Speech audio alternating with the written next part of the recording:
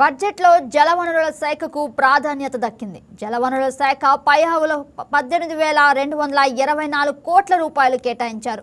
Polavaram project నిర్మాణం వడివిడిగా సాగుతుందని పైహవులు వివరించారు.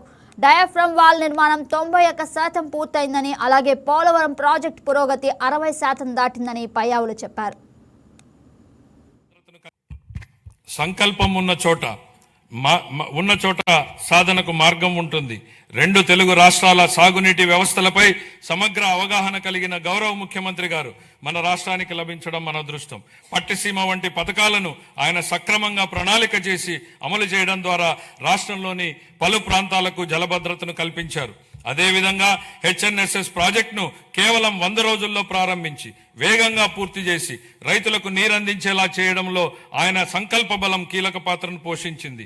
హంద్రీనీవా ద్వారా తొలిసారిగా 45 టీఎంసీల కృష్ణా జలాలను విజయవంతంగా ఎత్తిపోతల చేసి రాయలసీమలో నీటి లభ్యతను గణనీయంగా మెరుగుపరిచాం.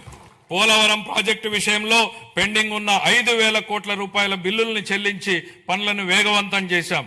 డయాఫ్రామ్ గోడ నిర్మాణం ఇప్పటికే 91% పూర్తయింది. మొత్తం ప్రాజెక్టు పురోగతి 60% దాటింది.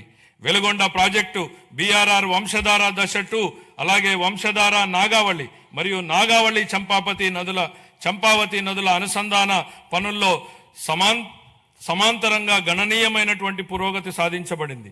అదే సమయంలో రాష్ట్ర వ్యాప్తంగా విస్తృత స్థాయిలో చేపట్టిన ఆపరేషన్ అండ్ మెయింటెనెన్స్ SDMF మరియు FDR పనులు సాగునీటి వ్యవస్థలను స్థిరీకరిస్తున్నాయి.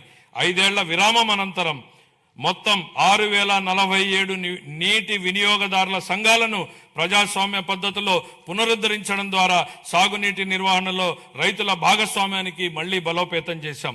ఇక ముందు BRR వంశధార 2, హంద్రీనీవా, పూల సుబ్బయ్య, వెలుగొండ మరియు పోలవరం ప్రాజెక్టులను పూర్తి చేయడానికి మా ప్రభుత్వం కట్టుబడి ఉంది. రాయలసీమను శాశ్వతంగా కరువు రహిత ప్రాంతంగా మార్చడానికి పోలవరం నల్లమల సాగర్ అనుసంధానంపై మేము చురుగ్గా దృష్టి సారించాం. రాయలసీమను గ్లోబల్ హార్టికల్చర్ హబ్గా తీర్చిదిద్దే ప్రణాళికలో సాగునీటి సరఫరా కూడా ఒక కీలకమైనటువంటి భాగం. 2026-27 ఆర్థిక సంవత్సరానికి గాను జలవనరుల శాఖకు 18,224 కోట్ల రూపాయల కేటాయింపును ప్రతిపాదిస్తున్నాను. Please subscribe to YK TV Network. Please subscribe to YK TV. Please watch YK News. Don't forget to subscribe YK News channel.